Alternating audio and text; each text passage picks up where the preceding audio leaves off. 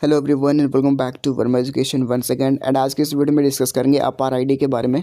तो आइदर आप AIIMS BSc nursing का एग्ज़ाम देने वाले हो या फिर नीट यूजी का एग्जामिनेशन देने वाले हो, सभी लोगों के लिए यहाँ पर अपार आईडी की एक्सेस या फिर अपार आईडी का नीड यहाँ पर at the time of examination पड़ने वाली है। And at the time of form filling, जब भी आप फॉर्म फिल करोगे ना, उस टाइम भी अपार आईडी की एक्सेस वो लोग मांगेंगे यहाँ पे। ठीक है, तो बेसिकली अपार आईडी है क्या? अपार आईडी क्या सभी के लिए मैंडेटरी है? क्या अपार आईडी घर से हम लोग बना सकते हैं या फिर हमें स्कूल विज़िट करना पड़ेगा? एंड स्कूल विज़िट करना पड़ेगा तो क्या 10th वाले स्कूल विज़िट करने पड़ेंगे या फिर 12th वाले स्कूल विज़िट करने पड़ेंगे? ये सब डाउट्स हैं आप लोगों के। एंड उसके अलावा अपार आईडी क्यों बनाना ज़रूरी है? मेरे पास ऑलरेडी तो डिजी लॉकर है ही, जहाँ पर मेरे सारे डॉक्यूमेंट एक्सेसिबल हैं। तो उसी को लेकर यहाँ पर सारे डाउट्स मैं यहाँ पर क्लियर करूँगा। एंड इवन ये भी बताऊँगा दैट कि आप अपार आईडी आप खुद से कैसे बना सकते हो। वन बेसिक अपडेट है आप लोग के लिए दैट कि वर्मा एजुकेशन का मोबाइल ऐप आ चुका है। आप प्ले स्टोर से वर्मा एजुकेशन का ऐप डाउनलोड कर सकते हो, जहाँ पर आपको अनलिमिटेड टेस्ट सीरीज़ एंड उसके अलावा study material and regular DPPs मिलते रहते हैं। इधर आप एम्स बीएससी नर्सिंग का प्रिपरेशन कर रहे हो या फिर स्टेट नर्सिंग का प्रिपरेशन कर रहे हो या फिर नीट यूजी का प्रिपरेशन कर रहे हो, सभी लोगों के लिए एप्लीकेबल होगा। तो प्लीज़ एक बार चेकआउट करना एंड रेट कर देना, ठीक है। एंड अब हम लोग बात करते हैं यहाँ पर दैट कि अपार आईडी जो है ना, और बेसिकली यहाँ पर नीट की तरफ से या फिर एनटीए की तरफ से एक नोटिस आया था 14 जनवरी को रिगार्डिंग क्या था, update Aadhaar details for of aspirant of NEET UG 2025 examination. ठीक है, एंड बेसिकली इसमें बोला गया है ये दैट कि एज पर instruction issued by Department of Higher Education, Ministry of Education, integration of APAR ID, that is automated permanent academic account registry with NEET UG 2025 is to be ensured.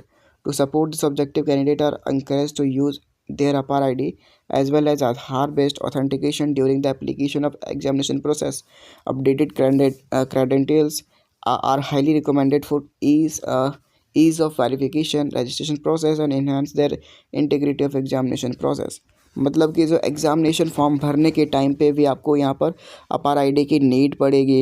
And उसके अलावा eight the time of examination आपको authentication verification के लिए भी आपको अपार ID वहाँ पर शो करना पड़ेगा, अगर आपके पास आधार कार्ड अपडेटेड है तो। ठीक है, तो यहाँ पर नीट वालों ने यहाँ पर तो दे रखा है, तो क्या AIIMS BSc nursing examination like form भरने में भी क्या अपार आईडी का एक्सेस या फिर अपार आईडी का नीड पड़ेगा? तो यस, क्योंकि यहाँ पर हायर एजुकेशन ने भी यहाँ पर इंस्ट्रक्शन दे रखा है और मिनिस्ट्री ऑफ एजुकेशन ने भी यहाँ पर इंस्ट्रक्शन दे रखा है। तो समझ लो दैट कि सभी लोगों को, जितने भी स्टूडेंट जितने भी स्टूडेंट हैं जो एग्जामिनेशन देते हैं, सभी लोगों को अपार आईडी की नीड पड़ेगी। ठीक है, अब हम लोग यहाँ पर बातें करते हैं लाइक अपार आईडी जो है वो कैसे बना सकते हैं, क्या हम लोग घर बैठे बना सकते हैं क्या? एंड जिन भी कैंडिडेट्स के डिजी लॉकर अकाउंट्स हैं तो वो क्या डिजी लॉकर से उसको एक्सेस कर सकते हैं क्या? अगर उनके पास अपार आईडी अगर जनरेटेड है या फिर बना हुआ है तो वो लोग एक्सेस कर सकते हैं। ठीक है, कैसे एक्सेस कर सकते हैं? अगर आपका अपार आईडी बना हुआ है कि नहीं वो पता करना है तो आपको डिजी लॉकर ओपन करने हैं। एंड डिजी लॉकर ओपन करने के बाद आपको सर्च आइकन पे जाना है। सर्च आइकन पे आपको सर्च करने हैं अपार। ठीक है, एंड अपार आईडी सर्च करने के बाद आपको यहाँ पर जो भी आपका लाइक आइडेंटिटी टाइप्स के थ्रू आप अपना एक्सेस करना चाहते हैं तो वो भी आप एक्सेस कर सकते हैं। ठीक है, तो यहाँ पर आपको रोल नंबर पट करने हैं एंड आपको एडमिशन के डेट पट करने हैं एंड आप किस कॉलेज से हो या फिर किस स्कूल से हो वो स्कूल के नेम यहाँ पर ऐड करने हैं। एंड आफ्टर दैट आपका अपार आईडी यहाँ पर एक्सेस हो जाएगा, अगर आपने क्रिएट किया होगा या फिर स्कूल से आपने क्रिएट करवाया होगा तो। ठीक है, तो यहाँ पर आप एक्सेस कर पाओगे अपार आईडी को। एंड अगर अगर आपने अपार आईडी अभी तक नहीं बनवाया है तो आपको सिंपली से कुछ नहीं करना है, आपका 5 मिनट का वर्क है ये।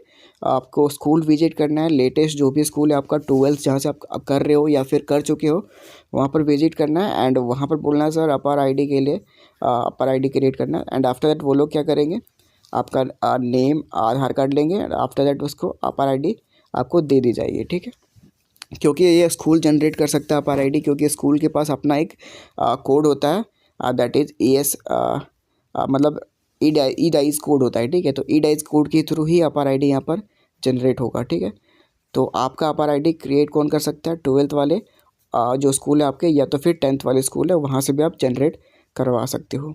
ठीक है, तो आपको स्कूल वंस टाइम आप विजिट कर लेना। एंड जिन भी कैंडिडेट्स के लोअर एज है लाइक 18 से नीचे है, उन लोगों को एक बेसिक कंसेंट फॉर्म नीड होगी, लाइक एप्लीकेशन फॉर्म, एंड उसके थ्रू वो लोग अपार आई डी जो है ना वो बनवा सकते हैं। आप अपना स्कूल विजिट कर लो, जितना जल्दी अपार आई डी है वो बनवा लो, बिकॉज अपार आई डी जो है ना एप्लीकेशन फॉर्म सबमिट करने से लेकर एग्जामिनेशन सेंटर में एंट्री करने तक के नीड में आपको यहाँ पर शो करना पड़ेगा, अदरवाइज़ काफ़ी ज़्यादा दिक्कत हो सकती है आपको इन फ्यूचर। सो ये था basic update. And Aadhaar card को कैसे एक्सेस कर मतलब सॉरी अपार अपार आईडी को कैसे आप एक्सेस कर सकते हो वो भी मैंने आपको बता दिया, डिजी लॉकर में किस तरीके से कर पाओगे अगर आपने ऑलरेडी बना रखा है तो। सो आई होप आपको समझ में आया होगा। मिलते हैं अगले वीडियो में। Thank you for watching. Have a nice day.